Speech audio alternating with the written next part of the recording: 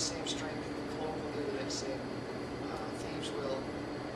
Peppermints, one of the nice things about peppermint is it is also stimulating to brain function. I think Weber State University found that it was about 28% better. If a student is actually taking peppermint when they study, use the same peppermint when they take the test, they get about 28% better. Testing. Now, if you had to recommend one to use like for athletes, I probably, again, if you're just using for athletes for performance, it'd be better. If you're using for athletes for pain relief, it would probably be pain relief. So, which is out there. yeah. So, anyway, and you'll find a difference when you do your marathons. What's that? I was telling her how cool they are. So if we had like one of the diffusers in our classrooms, so that's daily study, and then that's what we have going every day. Do you think it would improve their performance when they're taking tests because of they're more aware when they're learning the material, and then also as they're testing? There's over 300 hospitals now using it, and they get one of the reasons they use it is because one is of the antimicrobial effects that they have. The patients have better health overall. And if you have better health, and like I said, I remember I described the red blood cells.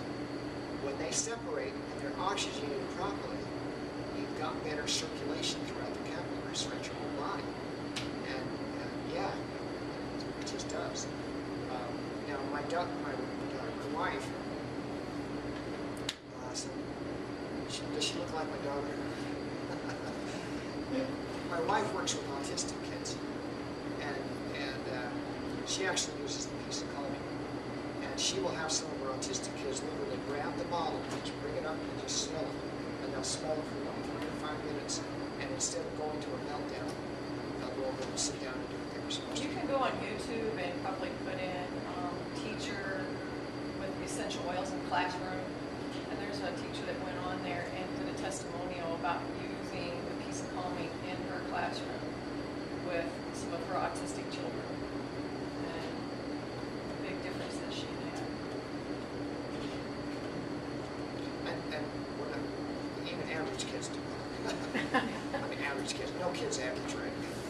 But, you know, it made a big difference on my son.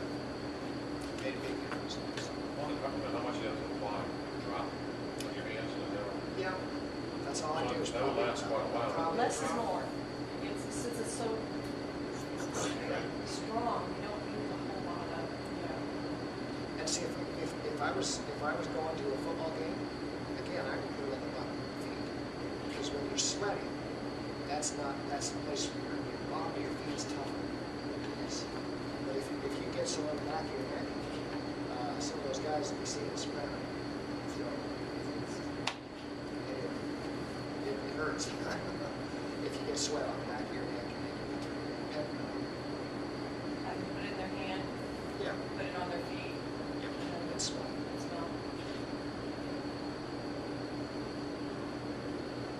So and you'll see the difference. And